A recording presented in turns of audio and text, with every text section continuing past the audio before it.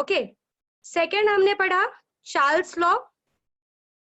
Charles law में हमने क्या रिवाइज किया था कि जैसे फर्स्ट बॉयल्स लॉ में टेम्परेचर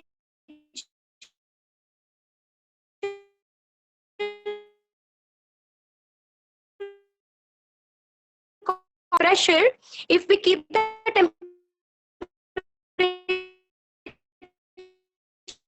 constant, वॉइस बहुत ज्यादा ब्रेक हो रहा है मैडम। Charles law में what we did, hello when we kept the hello pressure, hello, एक मिनट सर, वॉइस बहुत ज्यादा ब्रेक हो एक रहा मिनट है, सर, बिल्कुल भी मतलब आवाज नहीं आ रहा है।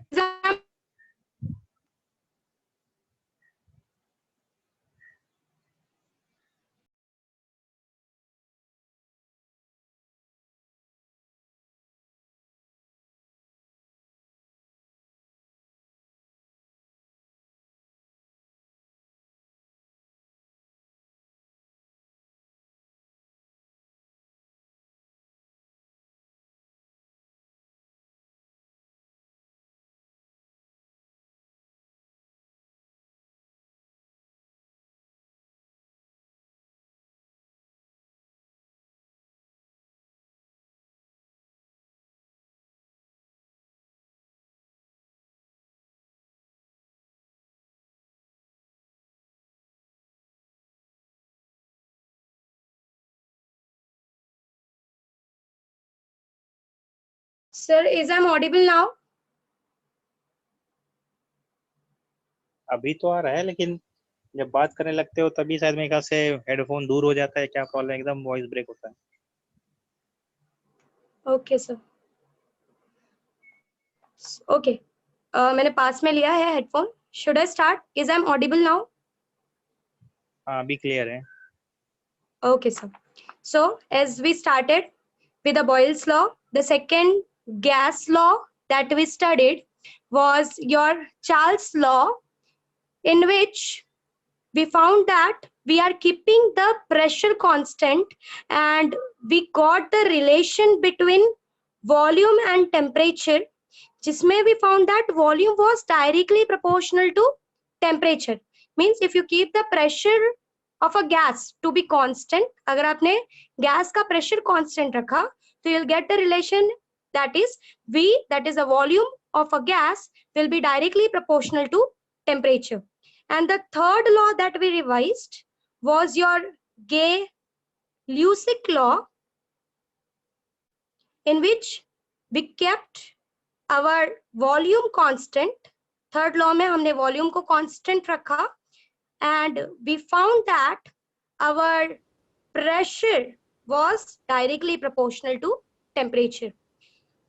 उसके बाद what we revised कि if we combine these two laws, that is the Charles law and Gay-Lussac law, if we combine these two laws, we got the relation as PV was directly proportional to T. According to Charles law, our volume was directly proportional to temperature. According to Gay-Lussac law, our pressure was directly proportional to temperature. And from this conclusion, we found that PV is directly proportional to T. Okay. Now, if I say that let us take the pressure as P1, volume as V1, and temperature is as T1, then we know that if there is a proportionality sign, it simply means that these two things are not equal in amount.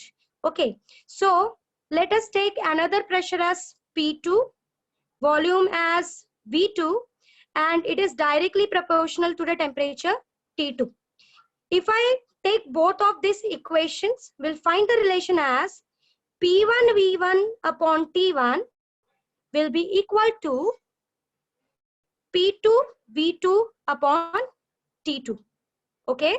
Now, while considering these laws, while discussing these laws, what we found, what we assumed that the number of moles जो हम ले रहे थे, the number of moles जो हम ले रहे थे, those number of moles were constant. हमने नंबर ऑफ मोल्स को कांस्टेंट लिया हुआ था.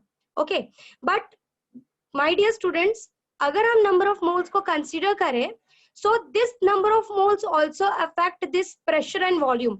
ये जो आपका नंबर ऑफ मोल्स होता है वो भी प्रेशर और वॉल्यूम को अफेक्ट करता है.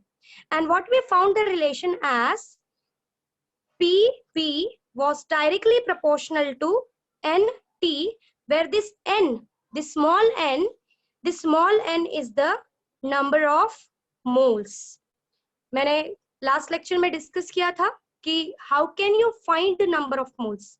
नंबर ऑफ मोल्स फाइंड करने के क्या क्या तरीके होते हैं. Okay, so if you want to find number of moles with the help of, अगर तुमको नंबर ऑफ मोल्स फाइंड करना है with the help of your mass, consider करो कि आपने m amount of mass experiment के लिए लिया है ऑफ सम गैस.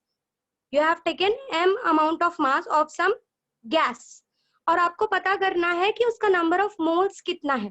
तो what you have to simply go for, आपको क्या करना पड़ेगा?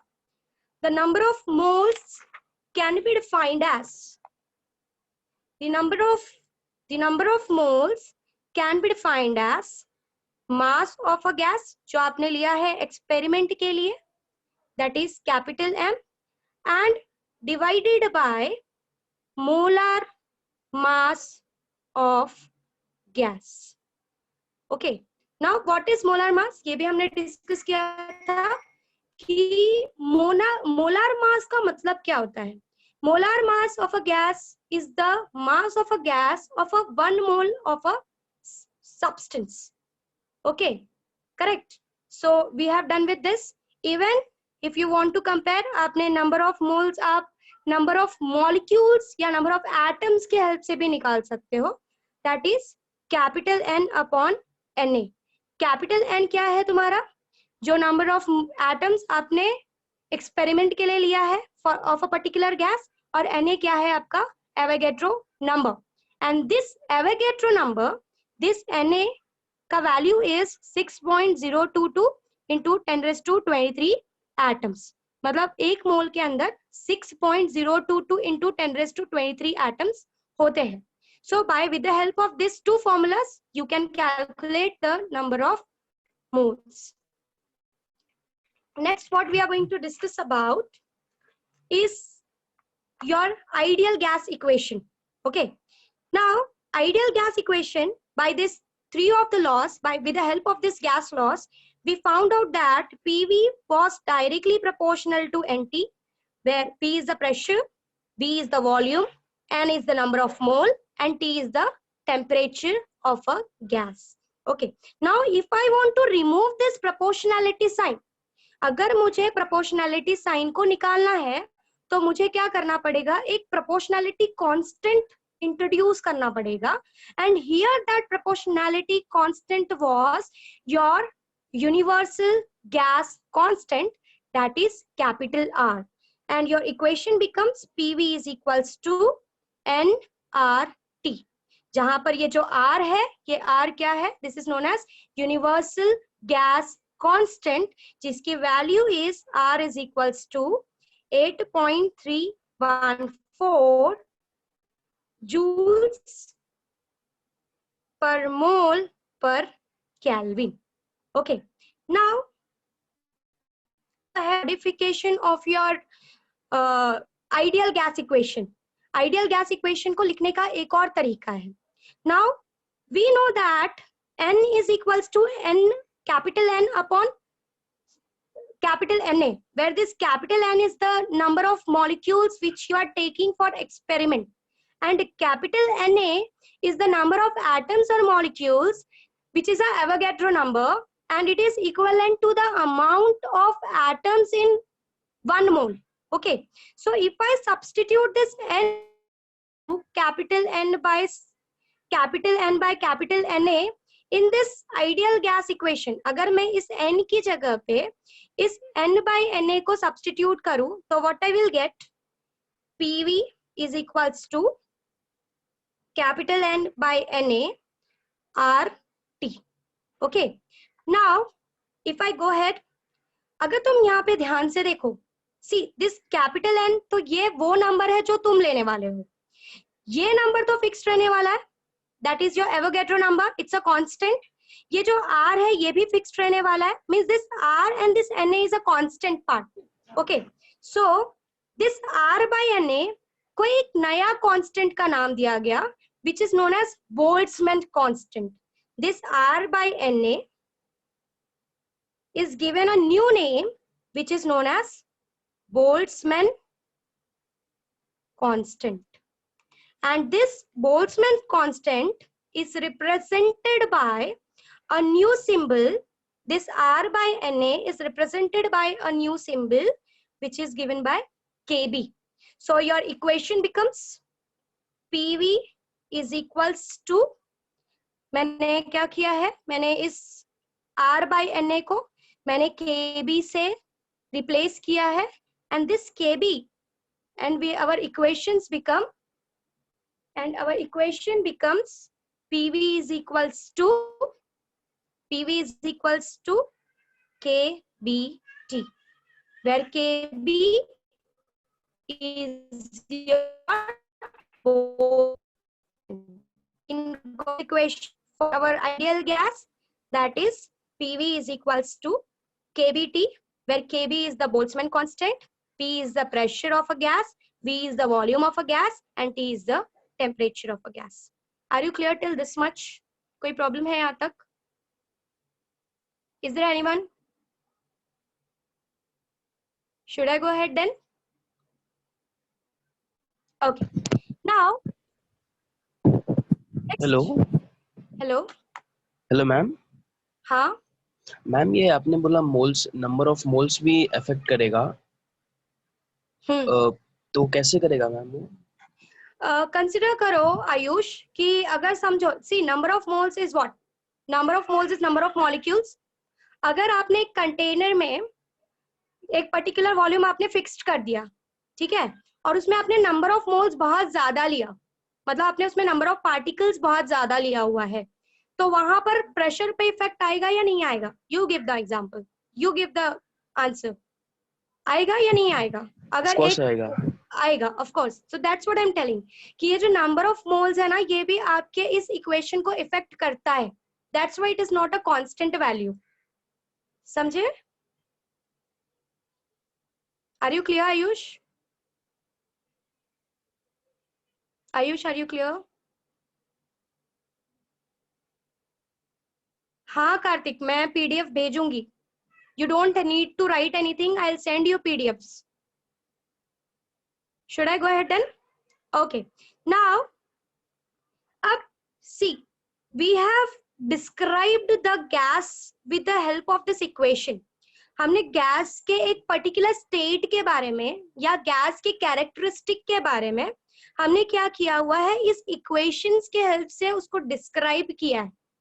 Okay, we have described this with the help of an equation which consists of P, capital V, KB and T, and of course the earlier equation PV is equals to nRT.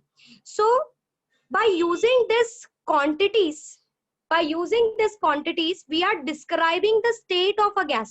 हम gas के बारे में समझा रहे हैं by using this equation. So जब भी आप किसी भी गैस के स्टेट को इन equations को use करके समझाते हो, that equation, that's why this equation is also known as equation of a state. Okay, जब आप किसी भी गैस को P that is pressure, V that is volume, T that is temperature, ये सारे macroscopic quantities. Why this is called as macroscopic? Macroscopic का मतलब क्या है? जो इजीली फाइंड आउट किया जा सके। ओके, सो जब आप किसी भी गैस के स्टेट को capital P, capital V, capital T, internal energy E, इन सारे क्वांटिटीज से समझाते हो, सो वो जो इक्वेशन आपका डिराइव होता है, that equation is called as equation of a state. Are you clear with the things? अभी तक सब कुछ क्लियर है? I explained you one more new definition. That definition is equation of a state. जब कोई भी gas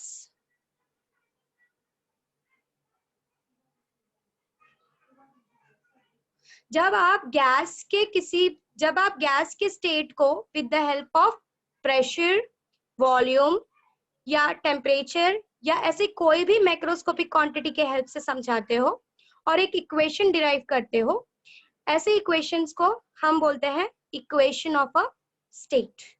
are you clear till this much? No doubt still here? Are you clear what is equation of state? Equation of state का मतलब समझा? Okay, so will go ahead. Next is, कल मुझे किसी ने पूछा था कि मैम अगर हम न्यूटोनियन मैकेनिक्स मींस जो न्यूटन ने फाइंड की हुई मैकेनिक्स है. हेलो हेलो मैम, हाँ बोलो. वो इक्वेशन ऑफ स्टेट ना एक बार. इक्वेशन ऑफ स्टेट रिपीट करूं? ओके. हेलो, हाँ हाँ, I am repeating equation of state. Net okay ही नहीं कनेक्ट हो रहा. okay, I am repeating equation of state. I am again repeating equation of state. ध्यान से सुनो. इक्वेशन ऑफ स्टेट का मतलब क्या है? It is just an equation. ये एक ऐसा इक्वेशन है जो आपके गैस के स्टेट को मींस गैस किस सिचुएशन में है, उसका प्रेशर क्या है, उसका वॉल्यूम क्या है, प्रेशर और वॉल्यूम किस तरीके से टेम्परेचर को कनेक्ट कर रहे हैं. जब आप किसी भी गैस के स्टेट को, when you discuss about the state of a gas with the help of this macroscopic quantities like pressure, volume, temperature, internal energy, जब आप ऐसे क्वांटिटीज के हेल्प से गैस के स्टेट को समझाते हो या गैस के लिए एक इक्वेशन रेडी करते हो, ऐसे इक्वेशंस को हम इक्वेशन ऑफ स्टेट बोलते हैं. Means your PV is equals to nRT. This is a kind of equation of state जो आपके गैस के प्रेशर, वॉल्यूम और टेम्परेचर को कनेक्ट करता है और उसके स्टेट के बारे में समझाता है कि एक पर्टिकुलर टेम्परेचर पे आपका गैस कैसा बिहेव कर रहा है. So equation of state simply means कि आप उसके मैक्रोस्कोपिक क्वांटिटी को लेकर उसके स्टेट के बारे में समझाना. So if someone asks you what is equation of state, you can simply say कि जब आप गैस के मैक्रोस्कोपिक क्वांटिटीज के हेल्प से उसको उसके स्टेट को समझाते हो तो जो इक्वेशन डिराइव होता है including pressure, volume, temperature, internal energy, so those equation which you will derive with this quantities is considered to be a equation of state. Are you clear now? Are you clear everyone? Should I go ahead then? Is there anyone जिसको कोई doubt है?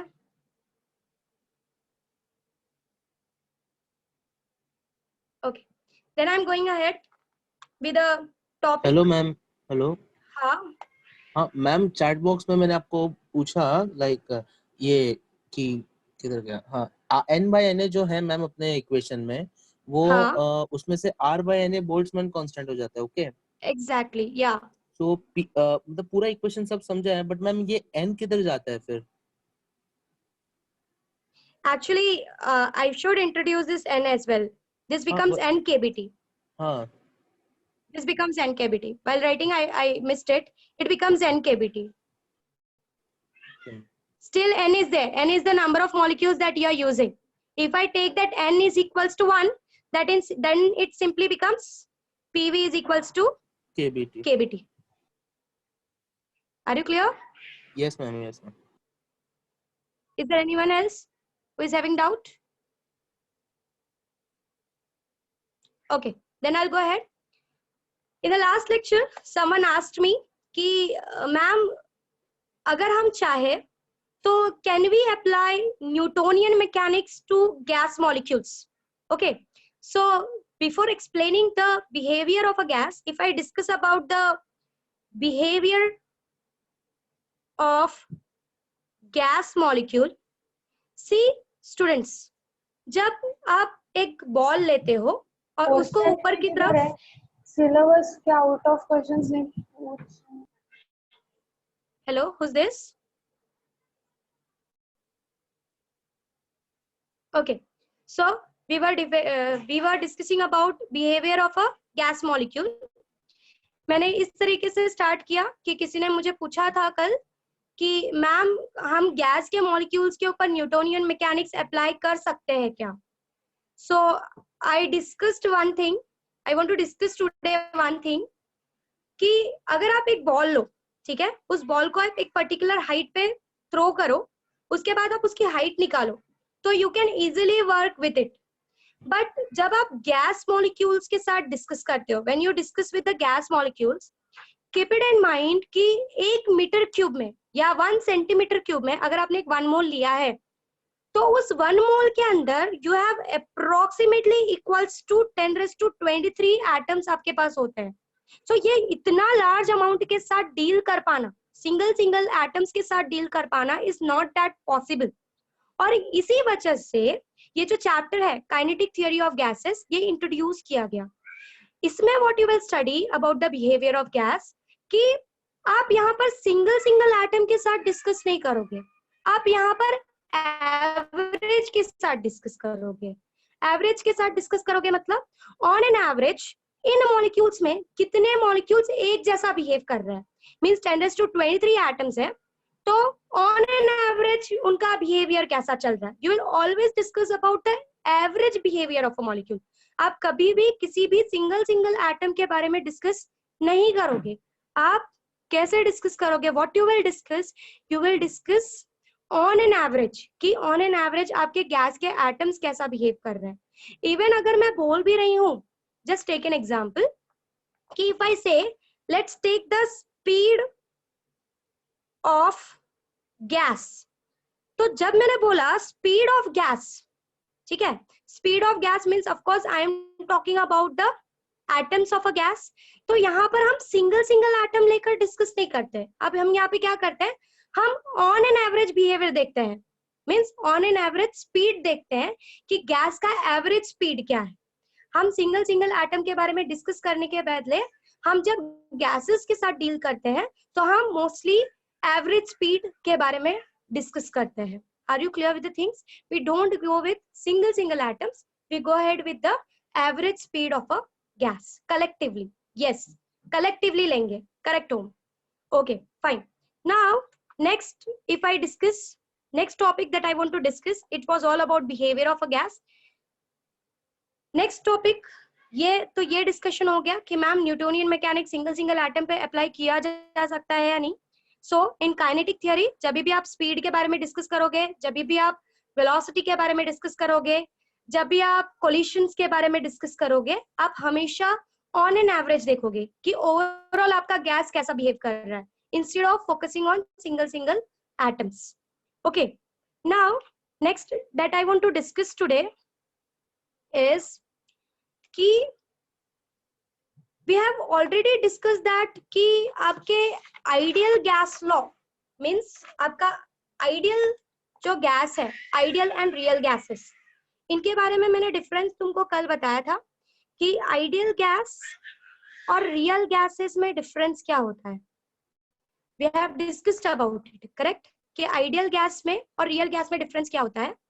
Ideal gases में mostly उनके बीच में अगर हम 2 molecule है तो इन मॉलिक्यूल्स के अंदर is no tension. Is I am audible to everyone? अगर मैं 2 मॉलिक्यूल्स लो तो इन 2 मॉलिक्यूल्स के बीच में बिल्कुल भी अट्रैक्टिव फोर्स नहीं होता। वहीं पे रियल गैसेस में क्या होता है, इफ आई टेक 2 मॉलिक्यूल्स तो यहाँ पर अट्रैक्शन उतना भी स्ट्रॉन्ग नहीं होता जितना कि सॉलिड में होता है या लिक्विड में होता है, but still there exist an attraction. Okay, तो this was the basic part जिसने आइडियल और रियल गैस को सेपरेट किया एक दूसरे से। अब होता ये है कि ये जो हमने सारे गैस लॉस पढ़े, ये जो तीनों गैस लॉ पढ़े, ये गैस लॉ रियल गैसेस पे भी अप्लाई होता है। It is applied to real gases and it is also applied to ideal gases. ये रियल गैसेस को भी अप्लाइड होते हैं, अप्लाई किए जाते हैं, और आइडियल गैसेस को भी अप्लाई किए जाते हैं। बट होता क्या है इन दोनों में डिफरेंस, ये जो रियल गैस होता है ना, ये हर टेम्परेचर पे आपके गैस लॉ को फॉलो करता है एक्सेप्ट उसका लिक्विफिकेशन टेम्परेचर। लिक्विफिकेशन टेम्परेचर क्या होता है? You know about it? Liquefaction temperature वो टेम्परेचर होता है जिस पर आपका गैस क्या होता है, लिक्विफाई होना स्टार्ट हो जाता है। Means again I am repeating, ये जो गैस लॉ हमने पढ़ा तीनों के तीनों, that is your Boyle's law, Charles law, Gay Lussac law, ये तीनों लॉज रियल गैसेस भी फॉलो करते हैं और आइडियल गैसेस भी फॉलो करते हैं। बट ये जो रियल गैस होता है, ये रियल गैस सारे टेम्परेचर्स पे इन लॉ को फॉलो करता है एक्सेप्ट वो टेम्परेचर जिसपे उसका लिक्विफिकेशन स्टार्ट होता है। मींस एट लिक्विफिकेशन टेम्परेचर आपका real gases in 3 gas laws को फॉलो नहीं करता। And second condition is very high pressure.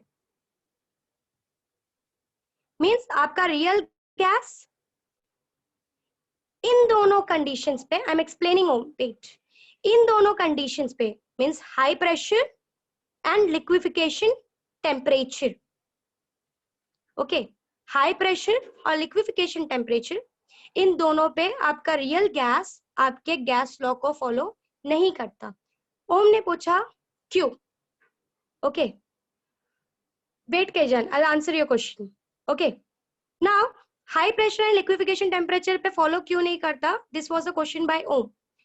C, high pressure पे और लिक्विफिकेशन टेम्परेचर पे आपके रियल गैस का स्टेट चेंज हो जाता है, it becomes liquid from gas, तो उसकी पूरी प्रॉपर्टी ही चेंज हो जाती है। Now it is no more a gas. Are you understanding Om? At high pressure जब आप प्रेशर अप्लाई करते हो तो आप क्या करते हो? सारे मॉलिक्यूल्स को एक पास लेकर आते हो, you bring all the molecules very much close to each other. हाँ, molecules भी different vibrate होते हैं। See, don't go for that much deep. Molecules vibrate होते हैं, वो उनका अगर आप देखा जाए तो even जो solid है जिसको आप एकदम rigid समझते हो, वो solid भी vibrate करता है। Of course, molecules का अपना खुद का vibration होता है, पर अभी मैं ये सब चीजें डिस्कस नहीं कर रही हूँ बिकॉज अभी हम बहुत ही बेसिक लेवल से जा रहे हैं, मैं अभी उस हाई लेवल पे नहीं जा रही हूँ। ओके, मॉलिक्यूल्स का भी अपना खुद का वाइब्रेशन होता है, but I am not what I can say, I am not including those things now because वो सारी चीजें काफी हाई लेवल पे चली जाती है। तो स्टिल फिलहाल जो ऑन एन एवरेज देखने के लिए मिलता है वो समझो। ओके, सो हाई प्रेशर और लिक्विफिकेशन टेम्परेचर पे आपका रियल गैस लिक्विड में कन्वर्ट होना स्टार्ट करता है, स्टेट चेंज होता है, जिसकी वजह से वो गैस लॉ को फॉलो नहीं करता, उसका अपना एक बिहेवियर होना अलग होना स्टार्ट हो जाता है। नाउ कैजान ने पूछा ma'am what about low temperature? Kaizan, low temperature जब बोल रहे हो तो what kind of low temperature you are talking about? See, when you talk about very much low temperature, वो टाइम पे तो पार्टिकल्स ही सीज हो जाते हैं। पार्टिकल सीज हो जाते हैं मतलब now the particle starts getting converted into solid. So low kind of temperature when you are discussing, तो you need to define कि कितने लो की बात कर रहे हो। ओके मैम, इतना लो कि वो वाइब्रेट हो सके।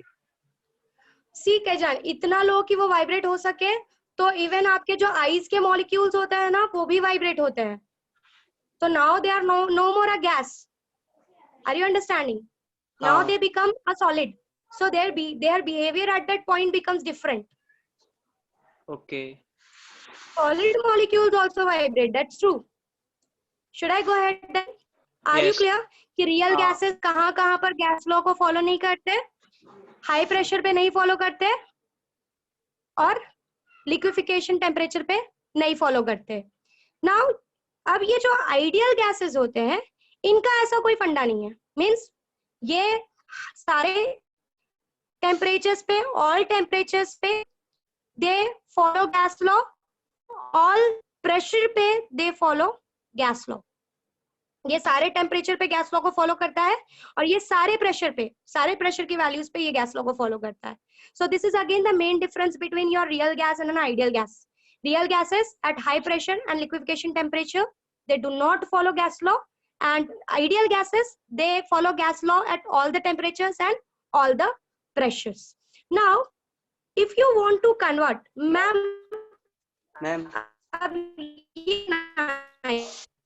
hello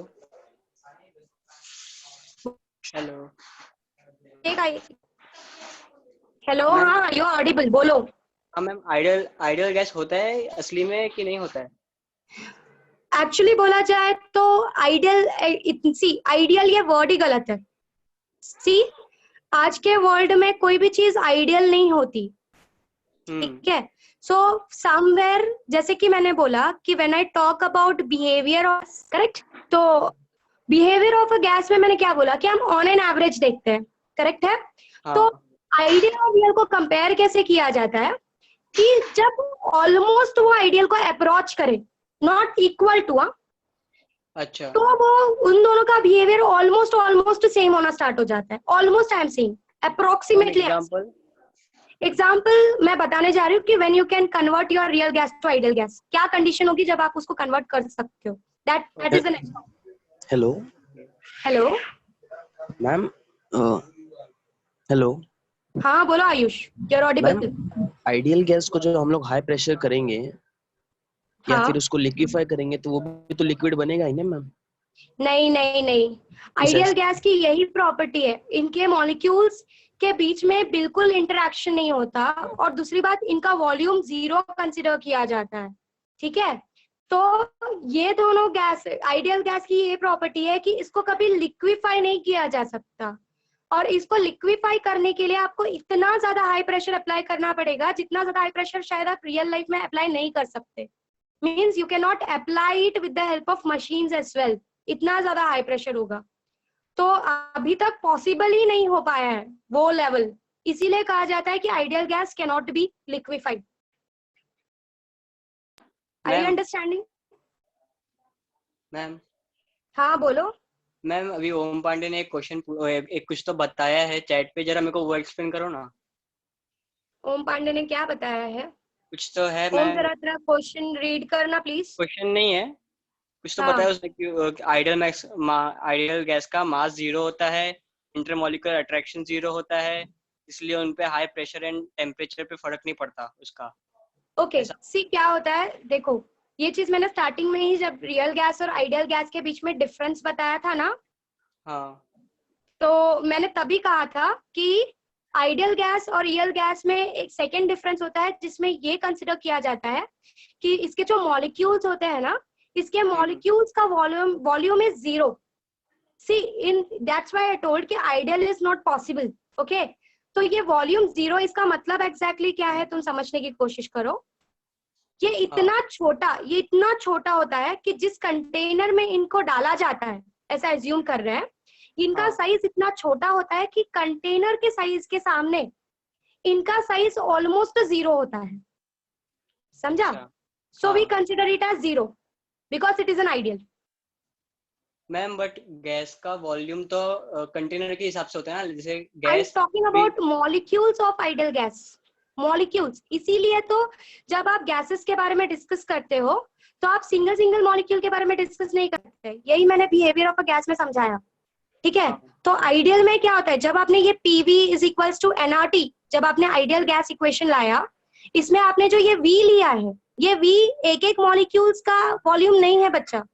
ये V जो है ना, ये V volume of a container है, समझ में आ रहा है?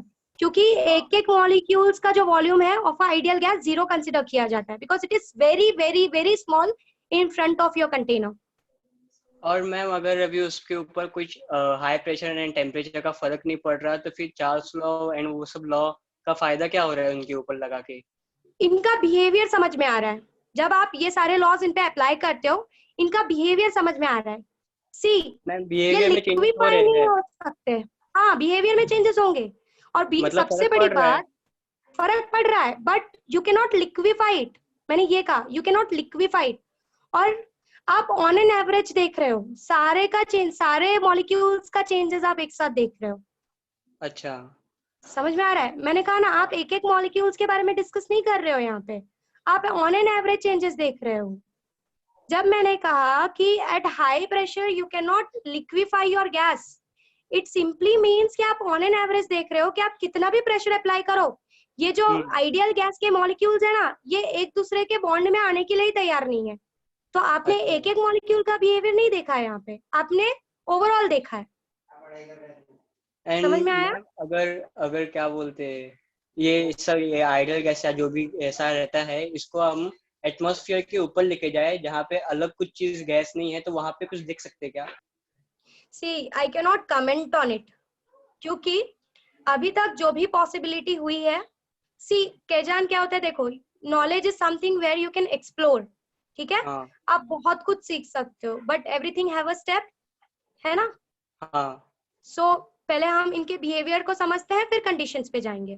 ठीक सो है when ma'am. You will approach in this stream, जब आप इसी स्ट्रीम में आगे बढ़ोगे तो धीरे धीरे आपको वो सारी चीजें भी एज अ कंडीशन सामने आना स्टार्ट हो जाएगी. ठीक है मैम। ठीक है? हाँ ओके ओम, अगर तुझे कुछ डाउट है तो please speak, because I have maintained my camera so that you can see easily. बाद में चीजें ब्लर हो जाएगी if I move it. Ma'am हाँ ये आइडियल गैस जो है वो एक्चुअली एक थियोरेटिकल अजम्पशन है ना? Exactly, it's a theoretical assumption.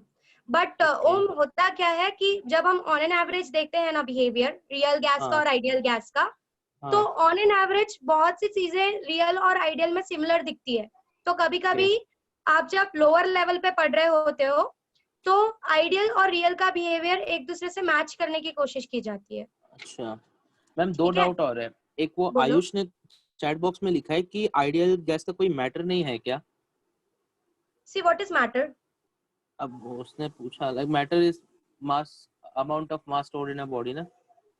No, अगर आप केमिकल के हिसाब से डिफाइन हेलो, करो, शायद सर ने हाँ आई थिंक आयुष बोल शायद रहा है ना? हाँ हाँ कोई बात नहीं.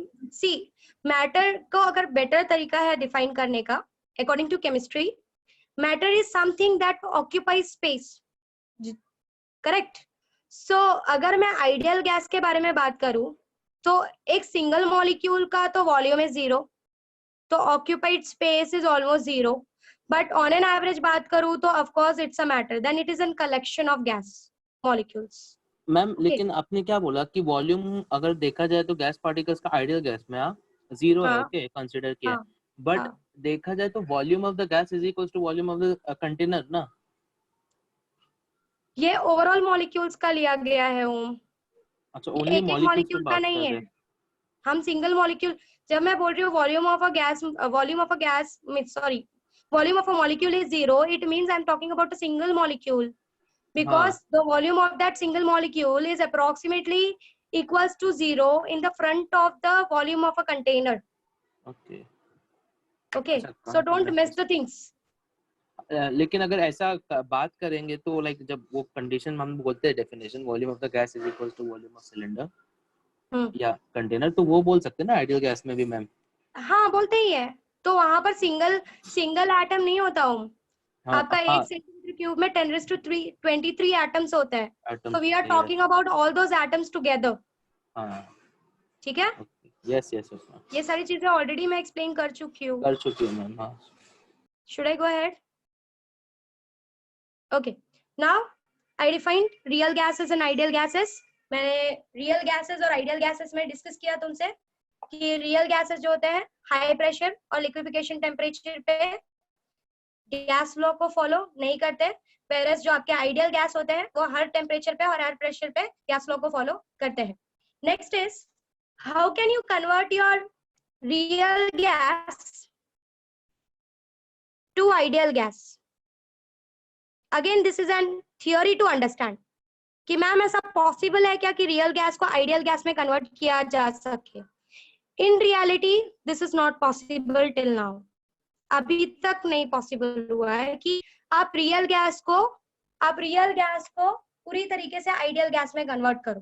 But what can be the condition जहां पर you can convert your real gas. हाँ आइडियल गैस तो इमेजिनरी गैस है ना, हाँ, तो फिर उसको कन्वर्ट, रियल गैस को कन्वर्ट कैसे करेंगे आइडियल गैस में? I mean that's what I am speaking. मैंने अभी बोला कि it's again an theoretical.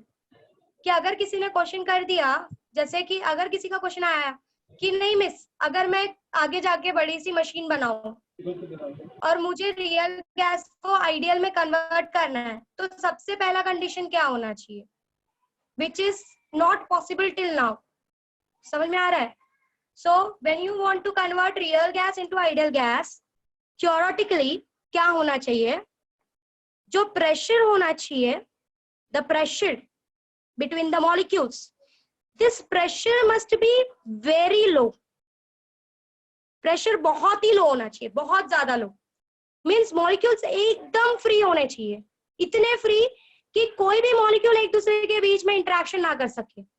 So if you want to convert real gas to ideal gas, pressure must be very very very low so that दो molecules के बीच में interaction बिल्कुल ना. तो ये फर्स्ट केस को डिफाइन करता है आपके आइडियल गैस के, कि आइडियल गैस के मॉलिक्यूल्स के बीच में बिल्कुल इंटरेक्शन नहीं होता. Means if you want to convert your real gas to ideal gas, पहला कंडीशन इज कि आपको प्रेशर बहुत ज्यादा लो रखना पड़ेगा, इतना ज्यादा लो कि दो मॉलिक्यूल्स के बीच में इंटरेक्शन विल बी जीरो. एकदम फ्री होने चाहिए, डेंसिटी एकदम कम होनी चाहिए. डेंसिटी कम होने का मतलब क्या है कि अगर मैं 1 मीटर क्यूब में देखूं तो सिर्फ मुझे एक मॉलिक्यूल दिखाई दे, बाकी कोई दिखाई ना दे. Means if you want to convert real gas to ideal gas, pressure must be very low, density of the molecules must be very low. Second case जहां पर आप रियल गैस को आइडियल गैस में कन्वर्ट कर सकते हो, temperature must be very very high. जो temperature होना चाहिए वो बहुत ज्यादा हाई होना चाहिए, इतना ज्यादा कि ये मॉलिक्यूल्स के पास इतनी एनर्जी हो कि ये सब मॉलिक्यूल्स एक दूसरे से दूर भाग जाए, एक दूसरे के कांटेक्ट में ही ना आए, इतनी ज्यादा एनर्जी हो. जब किसी के पास बहुत एनर्जी आ जाती है ना, वो चीजों से दूर भागना चालू कर देता है. Okay, so 2 cases are there to convert your real gas to ideal gas. The first condition, pressure must be very low, that is density must be very low. एक कंटेनर में इतने बहुत कम नंबर ऑफ मॉलिक्यूल्स रखा जाए. दूसरा, the temperature must be very high, इतनी energy हो जाए टेम्परेचर की वजह से इनके अंदर कि इनके बीच में बिल्कुल भी इंटरेक्शन ना हो, ये सारे मॉलिक्यूल्स एक दूसरे से बहुत दूर भागे. So these are the 2 cases where you can convert your real gas to ideal gas. This is theoretical. Till now अभी तक ये अप्रोच नहीं हुआ है. बोलो. हेलो हाँ बोलो आयुष. मैम, पहला तो ये कि आपका थोड़ा स्क्रीन विजिबल नहीं है, और मैम दूसरा एक डाउट है. बोलो. मैम आपने बोला Is it visible now? No ma'am, no. Still it is not visible? And Is we it can visible understand now? it somewhat by. No ma'am, it has worsened now. Now we can understand ma'am at least. Now? Yes. Okay. Ask Ayush. Ma'am pressure Question पूछो. आपने बोला pressure low रहता है और temperature high रहता है. Ma'am Exactly. जब temperature high होगा तो प्रेशर लो कैसे होगा? ये आप मेंटेन कर सकते हो. You can maintain it. आप मेंटेन कर How, ma'am? सकते हो. See, there are different machines by which you can maintain it. See, ये दोनों अलग अलग केसेस है. Okay, you can maintain the temperature. आप किसी तरीके से टेम्परेचर को मेंटेन करके ये कंडीशन फॉलो कर सकते हो. और अभी तक ये पास, मैंने बोला ना, ये अप्रोच नहीं हुआ है आयुष. ये सिर्फ केसेस है कि अगर किसी तरीके से हम दो मॉलिक्यूल्स के बीच का इंटरेक्शन जीरो कर दे, तो ये 2 केसेस है जिस तरीके से इंटरेक्शन जीरो किए जा सकते हैं. एक तो उनके बीच में बिल्कुल प्रेशर ना हो, कि मतलब वो दोनों एक दूसरे के कांटेक्ट में ही ना आए, किसी भी तरीके से ना आए. और दूसरा, या तो उनका इतना एनर्जी बढ़ा दिया जाए कि वो जो मॉलिक्यूल्स है वो एक दूसरे से एकदम दूर भाग जाए. तो ये 2 केसेस है जिन केसेस के हेल्प से आप अप्रोच कर सकते हो by keeping the other things constant. और मैम वैसे भी अब तक ये 2 कंडीशंस हुए नहीं है ना, तो लाइक रियल नहीं. गैस को आइडियली बना सकते हैं, बस अप्रोच कर सकते हैं उधर तक. अप्रोच कर सकते हैं. एग्जैक्टली. ओके. एंड मैम आपने क्या बोला कि लाइक या तो टेम्परेचर हाई रखना है या प्रेशर लो, मतलब अलग अलग फॉलो करना है या दोनों होना ही अलग चाहिए? अलग फॉलो करना है by keeping other Okay. Things constant. Okay ma'am. Yes. Ma'am Can I go ahead then? अगर ये सब अभी तक सब अज्यूम ही कर रहे हैं तो पढ़ा क्यों रहे हो? अगर पूरा है सबूत के साथ कि ऐसा होता है तभी पढ़ना चाहिए ना. सी, मैंने अभी बताया ना कि ऑन एन एवरेज जब आप बिहेवियर देखते हो ना कैजान, तो आप उन दोनों का बिहेवियर ना ऑन एन एवरेज सिमिलर दिखना स्टार्ट हो जाता है, और चीजें कहीं से तो एज्यूम करनी पड़ेगी ना. और अभी तक जो भी पढ़ा गया है वो सारी चीजें रियल लाइफ को कनेक्ट होती है. Means you can do the experiments with the real gases using ideal gas equations. अगर आप आइडियल गैस इक्वेशंस में थोड़ा सा मॉडिफिकेशन लाके रियल गैसेस को इंट्रोड्यूस करोगे तो आपको बिहेवियर समझ में आएगा। आपको शायद 11th स्टैंडर्ड में ऑलरेडी ये टॉपिक हो चुका है, जहाँ पर आपने केमिस्ट्री में रियल गैस से आइडियल गैस के इक्वेशन को रियल गैस के इक्वेशन में मॉडिफाई किया है by introducing pressure and by introducing volume. I think ये इक्वेशन आपका ऑलरेडी 11th स्टैंडर्ड में डिफाइन हो चुका है। तो दो ही प्रॉब्लम्स मोस्टली आ रही है कि हमने पहला कंसीडर किया कि देयर इज नो इंटरेक्शन, दूसरा हमने कंसीडर किया कि there is no volume. But जब हम आइडियल गैस के हेल्प से रियल गैस को के इक्वेशन को निकालते हैं तो वो दोनों केसेस को हम मॉडिफाई करते हैं रियल गैस का इक्वेशन बनाते वक्त, ठीक है। तो ऑन एन एवरेज दोनों का बिहेवियर सिर्फ इन दो केसेस को इन्वॉल्व करने के बाद सिमिलर दिखाई दिया है। तो आप समझने के लिए you can start with something. अच्छा, आर यू क्लियर? हाँ, are you clear with the things? Yes, should I go ahead then? अभी तक सारी चीजें क्लियर है? हाँ, मैम नोट्स उसका मिलेगा ना? ऑफ कोर्स सृष्टि, मैंने काफी बार बोला है आई विल शेयर पीडीएफ। कल भी पीडीएफ शेयर हुआ था ना आप लोगों के साथ। Thank you. ओके, नाउ जो भी चीज समझाने जा रही हूँ प्लीज ध्यान से सुनना। थ्योरेटिकली तुम्हारे बोर्ड्स पॉइंट ऑफ व्यू शायद नहीं होगा इम्पोर्टेंट, बट आपके एंट्रेंस पॉइंट ऑफ व्यू वो इम्पोर्टेंट है। तो प्लीज ध्यान से देखो मैं क्या बता रही हूँ, ओके? और चीजें पहले मुझे क्लियर करने देना, उसके बाद कुछ क्वेश्चन हो तो पूछना, ठीक है? फाइन। अब हमने ये जो 3 गैस लॉस पढ़े ना, is the things visible? Things are visible? Okay, so हमने 3 गैस लॉ पढ़े, जिसमें से पहला जो हमने पढ़ा था वो बॉयल्स लॉ था। The first that we discussed was the Boyle's law, correct? जब हमने बॉयल्स लॉ स्टार्ट किया, ये केसेस तो अब तुमको पता है, मैं वापस नहीं डिफाइन करूंगी। हमने कहा था temperature is, that is capital T is constant.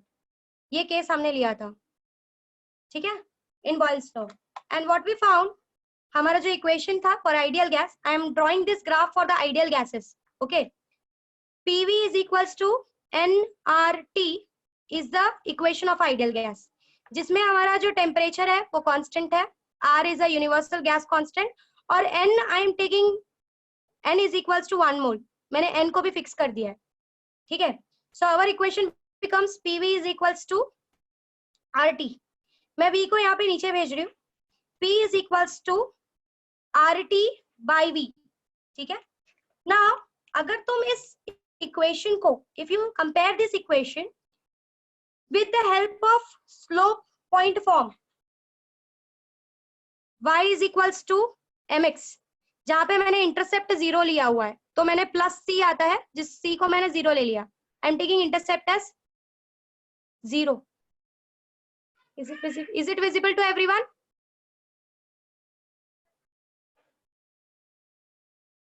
Is it visible to everyone? दिख रहा है सबको? Okay, so what I did, हमारा इक्वेशन क्या था? PV is equals to nRT। Boyle's law discuss कर रहे हैं तो हमने टेम्परेचर को क्या किया है? कांस्टेंट लिया है। आई am taking N is equals to 1 mole, PV is equals to RT बन गया, P is equals to RT by V। I am comparing this equation with y is equals to mx plus c, where intercept को मैंने 0 लिया है तो c 0 हो गया, so it becomes y is equals to mx। अब अगर तुम इसको कंपेयर करो, m is a slope which is constant, correct? और y और x को तुम रिलेट करते हो, तो यहाँ पर जो कांस्टेंट है, ये जो स्लोप है, this slope m, this is actually your RT, your slope is equal to RT, और आपका P जो है वो किसके साथ रिलेट हो रहा है? 1/v के साथ।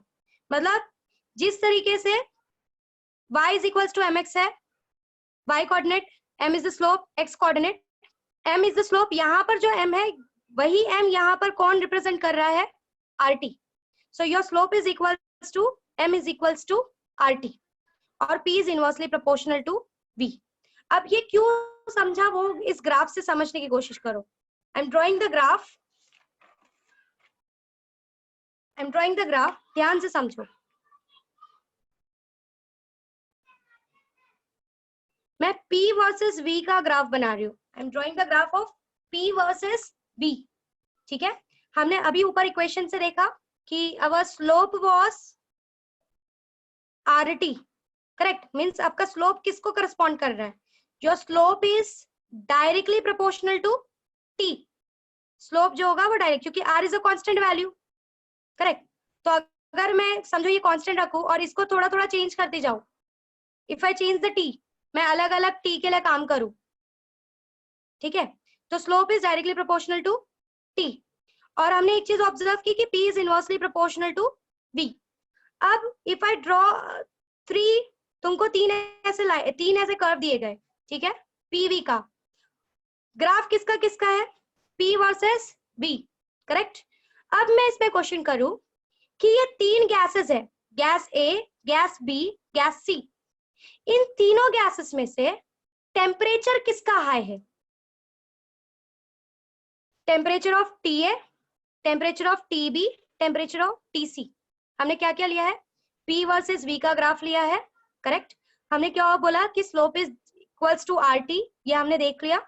When I am keeping N is equals to 1 mole, I can see that my slope is directly proportional to temperature. Means I am comparing my slope with the temperature. मैंने P versus V का graph draw किया, मेरे तीन gases मैंने लिए हैं A, B and C, और मुझे पता करना है कि सबसे ज्यादा टेम्परेचर होगा वो किसका होगा? TA का, TB का या TC का? Slope is directly proportional to T, सबसे ज्यादा स्लोप किसका होगा? Use your mathematics here. सबसे ज्यादा स्लोप किसका होगा? A का, B का या C का? मैम टेम्परेचर तो कांस्टेंट था ना। Now I am changing the temperature. अच्छा, तो सी का होना चाहिए ना। एग्जैक्टली करेक्ट कही जान, क्योंकि C का स्लोप, अगर आप इन तीन ग्राफ, मैंने अलग अलग गैसेस लिए हैं बच्चा, ठीक है, अलग अलग गैसेस को अलग अलग टेम्परेचर्स पे रखा है और उस हिसाब से प्रेशर और वॉल्यूम का ग्राफ बनाया है, ठीक है। अब मुझे टेम्परेचर के बारे में कुछ नहीं पता है, बट मुझे सीधा ये ग्राफ बना के दे दिया गया और बोला कि प्रेशर वर्सेस वॉल्यूम का ग्राफ है, ये तीनों एक पर्टिकुलर टेम्परेचर पे रखे गए, A एक पर्टिकुलर टेम्परेचर पे है, B एक पर्टिकुलर टेम्परेचर पे है, C एक पर्टिकुलर टेम्परेचर पे है, ठीक है। और ये ग्राफ मिल रहा है हमको ये बताना है कि सबसे हाईएस्ट टेम्परेचर किसका होगा। ग्राफ तो P वर्सेस V का है, हमको पता है बॉयल्स लॉ के हिसाब से अगर तीनों किसी एक एक टेम्परेचर पे फिक्स किए गए हैं तो हमारा जो स्लोप होता है वो डायरेक्टली प्रोपोर्शनल टू टेम्परेचर होता है। तो जिसका स्लोप सबसे ज्यादा होगा उसका टेम्परेचर सबसे ज्यादा होगा। तो यहाँ पर स्लोप सबसे ज्यादा किसका है?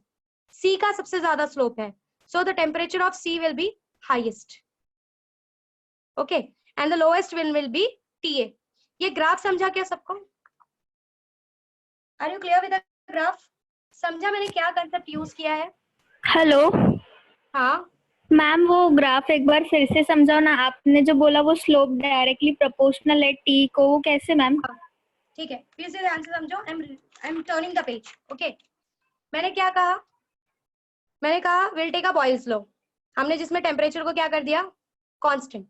हमने तीन गैसेस लिए A, B और C, और तीनों गैसेस को एक पर्टिकुलर टेम्परेचर पे, A को TA पे फिक्स किया, B को TB पे फिक्स किया और C को TC पे फिक्स किया। पर हमको तीनों में से कौन सा टेम्परेचर हाईएस्ट है वो कुछ नहीं पता है, ठीक है। हमको उनके TA, TB, TC फिक्स करने के बाद हमको पता है कि बॉयल आइडियल गैस के लिए आइडियल गैस इक्वेशन क्या होता है? PV is equals to nRT, ठीक है। अब for A your equation will be PA, VA, nRTA. For B it will be PB, VB, nRTB. For C it will be PC, VC, nRTC. तीनों के लिए equation बनेगा। अब मैं क्या बोल रही हूँ? I am taking N is equals to 1 mole. हमारा इक्वेशन, जनरल इक्वेशन क्या बन जाएगा? PV is equals to RT।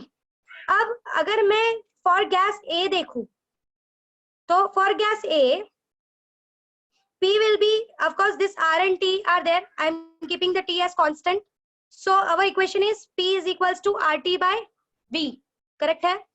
When P is equals to RT by V, R is a constant, यहाँ पे for A gas मैंने temperature को TA constant कर दिया है, मतलब P किसके साथ फिक्स हो, किसके साथ प्रोपोर्शनल हो गया है? V के साथ। by keeping your R and T to be constant. जब मैं इसको इस इक्वेशन के साथ कंपेयर कर रही हूँ, my equation is y is equals to mx. ये इक्वेशन आपने मैथमेटिक्स में किया हुआ है. तो यहाँ पे m is the slope and y and x are relating. यहाँ पर जो स्लोप होता है वो हमेशा कांस्टेंट वैल्यू होता है, करेक्ट. तो यहाँ पर कांस्टेंट वैल्यू कौन सा होगा? आर एंड टी का एक मल्टीप्लीकेशन, ये दोनों एक कांस्टेंट वैल्यू हो गए फॉर गैस ए, करेक्ट है. मतलब यहाँ पर जो स्लोप है वो ये यहाँ पर आर टी रिप्रेजेंट कर रहा है, means R T is the slope here.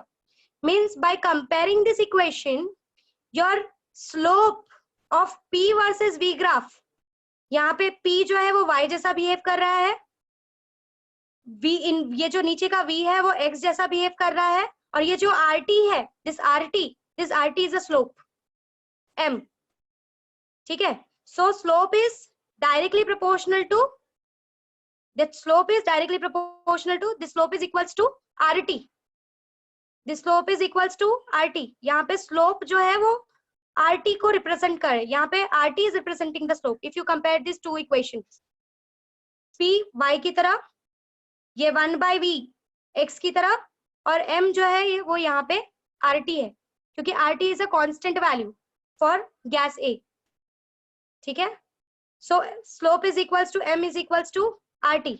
अगर मैं यहाँ से देखूं तो R तो पूरी तरीके से constant value है, बट अगर मैं gases change करूं, I am taking gas A, gas B, gas C, तो हर किसी को मैंने एक अलग अलग टेम्परेचर पे रखा है, TA, TB, TC. अब इसका स्लोप पूरी तरीके से, ए का स्लोप पूरी तरीके से किस पे डिपेंड करेगा? स्लोप ऑफ ए पूरी तरीके से किस पे डिपेंड करेगा? ऑफ कोर्स RTA, R तो कांस्टेंट है, तो किस पे डिपेंड करेगा? TA पे, correct. Slope of B, R तो कांस्टेंट है, तो किस पे डिपेंड करेगा? TB पे. स्लोप ऑफ C गैस किस पे डिपेंड करेगा? TC पे. समझ में आ रहा है मैंने क्या बोला? Are you clear till here? यहाँ तक समझा या वापस रिपीट करूं? आयुष समझा मैं क्या बोल रही हूँ? आयुष आर यू क्लियर मैंने क्या बोला? ओके ठीक है. सो मैंने 3 गैसेस लिए हैं, A, B, C, TA, TB, TC. इनके 3 टेम्परेचर्स हैं. मुझे नहीं पता कौन सा हाई है कौन सा लो है, ठीक है, मुझे ये पता करना है. ठीक है. हम कंसिडर कर रहे हैं this ABC is ideal gas. So we know ideal gas का equation PV is equals to nRT. N is I am taking N is equals to 1 mole. Our equation becomes PV is equals to RT. आपका V को मैंने नीचे भेज दिया. For particular gas A, your RT becomes constant. If I compare these two equations, we can see that this M is the slope of a gas which is equal to RT. ठीक है. So if I change the gases A, B, C, हमको पता चल गया slope पूरी तरीके से RT पे डिपेंड करता है. तो अगर मेरा A गैस का temperature is TA, B gas का temperature is TB, C gas का टेम्परेचर इज TC, तो R तो तीनों गैस के लिए कांस्टेंट होने वाला है. मतलब TA, TB, TC को निकालने का क्या तरीका है? आप उनके स्लोप्स को देखो, वो जो ग्राफ बनेगा P वर्सेस V का, उसके स्लोप को देखो. जब आप उसके स्लोप को देखोगे आपको पता चलेगा कि स्लोप तो एक ही चीज के हिसाब से चेंज होता है. वो किसके हिसाब से? वो है टेम्परेचर के हिसाब से, क्योंकि R तो तीनों गैसेस के लिए कांस्टेंट होगा. सो बाय सीइंग दोस, अगर ये हमारा ग्राफ बना है P वर्सेस V का, और this is for A gas, this is for B gas and this is for C gas. P versus V का ग्राफ बनाया है हमने, ठीक है. हमको पता है slope is directly proportional to RT. तो इन तीनों गैसेस में से जिसका स्लोप सबसे ज्यादा होगा उसका टेम्परेचर सबसे ज्यादा होगा, क्योंकि slope is directly proportional to temperature here. Are you clear? समझा सबको? हेलो हाँ. मैम, तो हम लोग देख के पता कैसे चलाएंगे किसका स्लोप ज्यादा है? देख के मतलब मतलब मैम ये हम लोग को विजुअली दिख रहा है कि स्लोप किसका ज्यादा है, कैसे पता चलेगा किसका ज्यादा है किसका कम है? By using their values. आप P और V का वैल्यूज यूज करो. आपको स्लोप निकालने नहीं आता है कर्व से? नहीं, हाँ वो तो 2 पॉइंट फॉर्म से निकाल लेंगे हम लोग. फिर नहीं, वो पॉइंट दिया रहेगा ये मैंने सोचा नहीं था. Sorry. Okay, it's okay, fine. चीजें क्लियर है यहाँ तक? समझा कैसे कंपेयर किया है? क्योंकि इसके आगे इसी तरीके से गेल यूसिक भी समझना है और चार्ल्स भी समझना है. कमलेश सर 10 मिनट्स एक्सटेंड कर सकती हूँ क्या? हाँ चलेगा। So that I can complete this topic. Okay. So next, अब बॉयल्स लॉ हो गया. नेक्स्ट हम समझेंगे इसी तरीके से गेल-ल्यूसिक लॉ. गेल-ल्यूसिक लॉ में क्या होता है? आपका वॉल्यूम कांस्टेंट होता है. Volume is constant. Again I am taking the 3 gases A, B and C. ठीक है, जिसके बारे में हम डिस्कस करेंगे. Our equation is PV is equals to nRT. Again I am taking N is equals to 1 mole. Okay, so this becomes PV is equals to RT. V को मैं नीचे भेज रही हूँ. P is equals to RT by V. Again I am comparing this with Y is equals to mx. हर बार मैंने intercept 0 लिया हुआ है. So this C becomes 0 again. So P is inversely proportional to, now P is equals to RT by V. अब यहाँ पर क्या क्या constant है? यहाँ पर R by V कांस्टेंट है. करेक्ट. सो Y की तरह P बिहेव करेगा, X की जगह पे T लेगा और स्लोप की जगह पे R by V आएगा. Because now volume is constant. So your slope that is equals to M is equals to R by V. Means here again अगर मैं 3 गैसेस ले रही हूँ A, B, C, तीनों का मैंने वॉल्यूम, तो इसका A का वॉल्यूम VA लिया है, B का वॉल्यूम VB लिया है, C का वॉल्यूम VC लिया है. बट इस गैस के लिए VA इज कांस्टेंट, इस गैस के लिए VB विल बी कांस्टेंट और इस गैस के लिए VC विल बी कांस्टेंट. मुझे पता नहीं है कि VA बड़ा है, VB बड़ा है, VC बड़ा है. मुझे तीनों में से कुछ नहीं पता, बट मुझे बताना है. तो again I can see the slope of a graph. यहाँ पर ग्राफ किसका वर्सेस किसका बनेगा? P versus T. So if I draw the graph P versus T, और तुमको एक ग्राफ दिया गया P वर्सेस T के लिए. ग्राफ कुछ इस तरीके से है. These are the 3 lines for A, B, C. और क्वेश्चन आया इंक्लाइंड लिया है. एग्जैक्टली इट्स थोड़ा थोड़ा शिफ्टिंग है. अगर देखा जाए तो it is actually an straight line, but एक इंक्लिनेशन, एक एंगल पे आया हुआ है. ठीक है. सो A, B, C, ये ग्राफ तुमको दिया है. तुमको बोला कि इस A, B, C में से पता करो कि वॉल्यूम किसका ज्यादा होगा और सबसे कम वॉल्यूम किसका होगा. तो हमको पता है कि slope is equals to R by V है यहाँ पे. Correct. R is constant, but when I compare it with V, ठीक है, so I can see here slope is inversely proportional to V. मतलब जिसका स्लोप सबसे ज्यादा उसका वॉल्यूम सबसे कम. बराबर है. जिसका स्लोप सबसे ज्यादा उसका वॉल्यूम सबसे कम. तो बताओ सबसे कम वॉल्यूम किसका होगा? Anyone can mute yourself. Om, mute yourself and बताओ किसका वॉल्यूम सबसे कम होगा. Unmute yourself. हाँ हेलो मैम बोलो.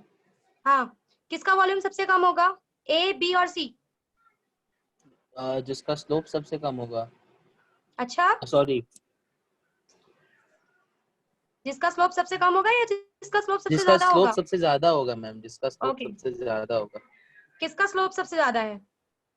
VA का ज्यादा है ना. ओके. सो VA का ज्यादा है. VC का रहेगा या तो VA का. आई थिंक VA का लो है, VC का ज्यादा है. अब ना तुम लोग है ना पहले स्लोप निकालना सीखोगे. BC का स्लोप BC सबसे कम होगा क्योंकि C का स्लोप सबसे कम है, सबसे ज्यादा है C का slope. So V volume VC will be the C का स्मॉलेस्ट स्लोप वन. ज्यादा इसलिए उसका V कम रहेगा. Exactly. Are you clear with the things? ये दोनों केसेस क्लियर हुए, Boyle's law and the Gay Lussac law. Same we will discuss with the last topic for today. Ma'am वो स्लोप एक बार और रिपीट करो ना. क्या स्लोप रिपीट करूं? वो इसके स्लोप पहले कैसे? वाला. क्या हुआ स्लोप में? स्लोप कुछ भी नहीं समझा. क्या नहीं समझा? कि स्लोप कैसे निकालते हैं वो? नहीं, फिर वो VC का तुमको ये समझा PV is equals to NRT, हाँ PV is equals to RT लिया, हाँ V को नीचे भेजा, हाँ R by V, P is equals to RT by V, जिसको कंपेयर किया इक्वेशन के साथ, Y is equals to MX, हाँ M यहाँ पर R by V होगा, हाँ अगर M यहाँ पे R by V होगा, 3 गैसेस लिए हैं हमने, A B C, BA हाँ BB BC, हाँ A का V होगा, B का VB होगा, C का VC होगा। मुझे हाँ। पता करना है इसमें सबसे ज्यादा V किसका है और सबसे कम V किसका है, करेक्ट? हाँ ये ग्राफ हमको पता करना है सबसे ज्यादा V किसका है और सबसे कम V किसका है, करेक्ट? ये ग्राफ ड्रॉ किया, A B C आपके 3 लाइंस आए हुए हैं, हमें हाँ। पता है स्लोप किससे इक्वेट करता है, slope M is equals to R by V होता है बाय दिस इक्वेशन, करेक्ट? पर R तो तीनों गैसेस के लिए कांस्टेंट होगा, मतलब स्लोप सीधा किसको रिलेट करेगा, V को। और हम क्या देख रहे हैं कि यहाँ पर slope is inversely proportional to V, V नीचे है ना, तो जिसका स्लोप ज्यादा होगा उसका V सबसे कम, और जिसका स्लोप कम होगा उसका V सबसे ज्यादा। करेक्ट है? हाँ जब आप A B और C का स्लोप निकालोगे तो यू विल फाइंड दैट कि जो C है उसका स्लोप सबसे ज्यादा है, तो उसका वॉल्यूम सबसे क्या होगा, कम। कम, समझे? हाँ okay, so last topic for today, that is Charles law. Is it visible to everyone? ये एकदम ऊपर वाले जैसा ही है, तो मैं बहुत ज्यादा डीप में नहीं समझाऊंगी। चार्ल्स लॉ, चार्ल्स लॉ में आपको पता है प्रेशर कांस्टेंट होता है चार्ल्स लॉ में, क्लियर है सबको? प्रेशर कांस्टेंट होता है चार्ल्स लॉ में, PV is equals to nRT is the equation, and again I am taking 1 mole, PV is equals to RT। P को अब मैं इस बार नीचे भेज रही हूँ क्योंकि P कांस्टेंट है ना, so V is equals to RT by P, correct है? अब यहाँ पर जो ग्राफ बनेगा, now again I am comparing this equation with Y is equals to MX, Y क्या है यहाँ पे, V, X क्या है यहाँ पे, T, और M क्या है, M is a slope constant value, R by P, एक गैस के लिए R by P कांस्टेंट होगा, ठीक है? So I am drawing the graph of V versus T।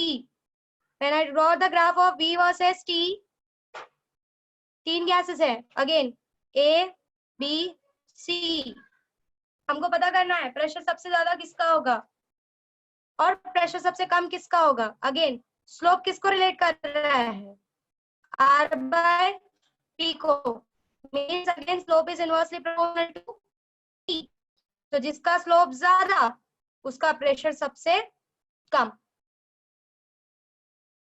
समझे? तीनों केसेस क्लियर है? अब यहाँ तक किसी को कुछ डाउट है तो पूछ लो। We'll end this topic here. ये आज का लास्ट टॉपिक था। If you have any doubt till here, you can ask.